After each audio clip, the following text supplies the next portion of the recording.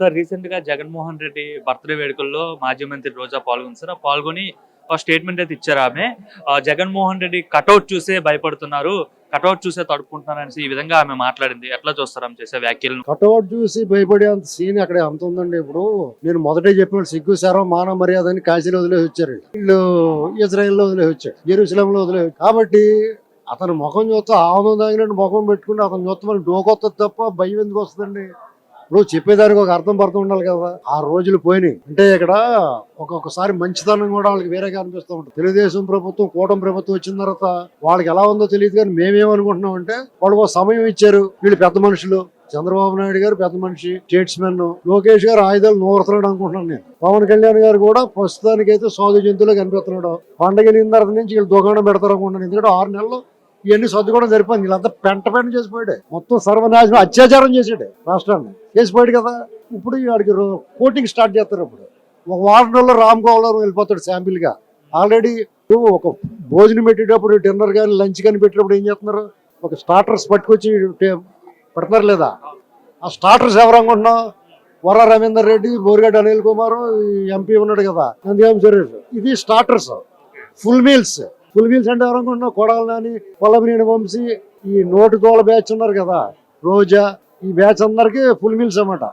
Final గా తామ్మూల ఎవరంటే జగన్మోహన్ రెడ్డి మడతలడిపోద్ది. ఎందుకంటే వీళ్ళెవరు బయట తిరగరు. కరెక్ట్ గా 2025 ఆఖరికి వీళ్ళందరూ లోపల కూర్చుంటారు. వీళ్ళందరూ లోపల కూర్చుని అష్టాచమ్మ ఆడుకుంటారు. వీళ్ళందరూ బ్యాచ్ ఒకే జైల్లో పడతారు. ఆ వెసులుబాటు చంద్రబాబు గారు మంచోడు కాబట్టి వీళ్ళందరూ ఒకే జైల్లో పడతారు. వాళ్ళు కూర్చుని కవర్ చెప్పుకోవడానికి, మీటింగ్ పెట్టుకోవడానికి, ఆడుకోవడానికి పనికొస్తారు. అర్థమైందా?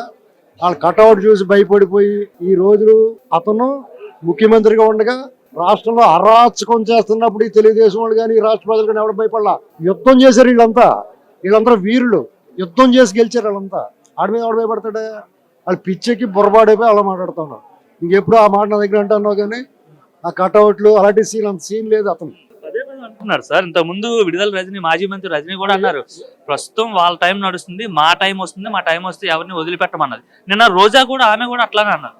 వాళ్ళకి తెలియని టైం విషయం ఏంటంటే వాళ్ళ టైం అంతా వాళ్ళు వాడేసుకున్నారు. ఇంకో 10-15 ఏళ్ళ దాకా టైం రాదు. మీకు వచ్చే ఎన్నికలకి వైసీపీ పార్టీ కానీ, జగన్మోహన్ రెడ్డి గారు రాజకీయ ముఖ చిత్రం మీద ఉండరాళ్ళు.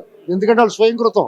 వాళ్ళు గొయ్యి తీసి కప్పెట్టేసుకున్నారు. వాళ్ళు గొయ్యాలు తవ్వుకుని వాళ్ళే దూకేసి వాళ్ళే మట్టి కప్పెట్టేసుకున్నారు. వీళ్ళు ఎవరో చేయలేదు.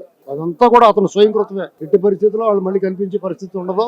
వీళ్ళు ధైర్యం ఉండాలి అంతే. కొంచెం ఈ టీడీపీ వాళ్ళు అలాగే కొంచెం భయం. ఏమంటే ఏమనుకుంటారు, ప్రజలకు జడుస్తారు వీళ్ళు. జగన్కి జడవరు వీళ్ళు, ప్రజలకు జడుస్తారు. ఏమో స్వయంకృత అపరాధం వచ్చే ఎన్నికల్లో వైసీపీ కనబడదని మీరు అంటున్నారు. సో టైం బాగుండి జమిలు వచ్చినా, లేకుంటే జనరల్ ఎలక్షన్ వచ్చినా మేమే అధికారంలోకి వస్తాం, మా పార్టీనే గెలుస్తుంది, చంద్రబాబు నాయుడు పని అయిపోయిందని చెప్పేసి అయితే జగన్మోహన్ రెడ్డి అంటున్నాడు కదా. జమిలీ వస్తుందండి. వాళ్ళ కార్యకర్తలు జారిపోతున్నారండి, గోడలు ఎక్కేసి కూర్చున్నారు. ఆల్రెడీ సగం మంది ఊకేరా, ఒక వంతు వెళ్ళిపోయారు, ఒక వంతు గోడ మీద కూర్చున్నారు, కాళ్ళు అడి పక్కేసి కూర్చున్నారు, ఇంకొక వంతు రెడీగా ఉన్నారు దూకడానికి. వాళ్ళు వెళ్ళిపోకుండా ఉండకో అని చెప్తున్నాడు అతను. ఒకవేళ ఉంటే కనుక ఒకవేళ జమిలీ వస్తుందండి. 2 ఏళ్లలో జగన్మోహన్ రెడ్డి చేసిన అరాచకం కానీ, దుర్మార్గం కానీ వీళ్ళు ఏమైనా చేస్తున్నారా? గడ్డం కింద బెల్లం మొక్కటి బతిమాలుతున్నారు. ఏమన్నా అన్నారా? రోడ్ల మీద తిరుగుతున్నారు కదా దొంగోళ్ళు, అరాచకవాదులు, బందిపోటు దొంగలు, దొండిపాళ్ళు మీద రోడ్డు మీద తిరుగుతున్నారు కదా. వాళ్ళు ఏమంటలేదు కదా. వీళ్ళు ఇంత అరాచకం ఏం కనపడుతుంది? వీళ్ళ మీద వ్యతిరేకత ఎందుకు వస్తుంది? ఆడైతే వచ్చిన వెంటనే కోలగట్టడం మొదలెట్టాడు. ఈ రైతులందరికీ అన్యాయం చేసాడు, ద్రోహం చేసాడు, వంచన చేసాడు కాబట్టి పోయాడు. వీళ్ళు అలాంటి పనులు చేయరు కదా, ఏదో డెవలప్ చేస్తారు ఎంత. చంద్రబాబు నాయుడు గారు స్వర్ణాంధ్ర విజన్ 2047 అన్నారు సార్. దానికి సంబంధించి జగన్మోహన్ రెడ్డి మాట్లాడుతూ 6 నెలల క్రితం ఇచ్చిన హామీలకే దిక్కులేదు, ఎప్పుడో 2047లో ఈయన ఏం చేస్తాడు, ఇది ఒక 420 హామీ అని చెప్పేసి అయితే జగన్ అంటున్నాడు. అప్పుడు ఏమన్నా తెలుసా? వీళ్ళు మేము అలా చేస్తున్నాం, ఇలా చేస్తున్నాం. అయితే ఏంటి అనాలి. అంతే సమాధానం. అయితే ఏంటి చెప్పండి. అవును ఏంటి అలా చెప్పగా వాళ్ళు నోరు లెగుతుంది. లేకపోతే అమరావతి మీద వాగుతున్నారు 2-3 వచ్చి. అవునరా అయితే ఏంటి అనాలి. లేకపోతే రాష్ట్రానికి మధ్యన ఉంది, ఇదంతా గ్రోత్ ఇంజిన్, డెవలప్మెంట్, ఇది చెప్పకూడదు. అవును అయితే ఏంట్రా చెప్పు, నెక్స్ట్ ఏంటి చెప్పు. ఇలాగ వెళ్తేనే వాళ్ళు నోరు మోస్తాం.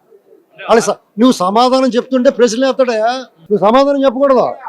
ఆ రోజులు గడిచిపోలేదు. 14 నుంచి 19 వరకు సమాధానం చెప్పే రోజులు, గోడనే తొక్కి రోజులు. అప్పుడే చెప్పిన మాట వింటారు.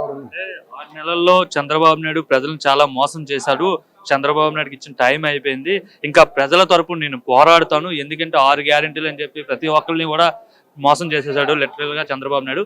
సో సంక్రాంతి తర్వాత నేను రోడ్డు మీదకి వచ్చి ప్రజల తరపున ఉద్యమిస్తాను, పోరాడుతాను అనేసి అయితే ఆయన చెప్తున్నాడు. ఎవరి ప్రజల తరపున? రాష్ట్ర ప్రజల తరపున. ఏ రాష్ట్రం? ఆంధ్రప్రదేశ్. బెంగళూరులో కదా ఉంటాడు. ఆ రాష్ట్రం తరపున పోరాడు. మనం ఇక్కడే ఉన్నాడు. ఇక్కడ దుకాణం సత్తుకుని వెళ్ళిపోయాడు కదయ్యా, వాళ్ళని ఒలుచుకుని వెళ్ళిపోయాడు కదా.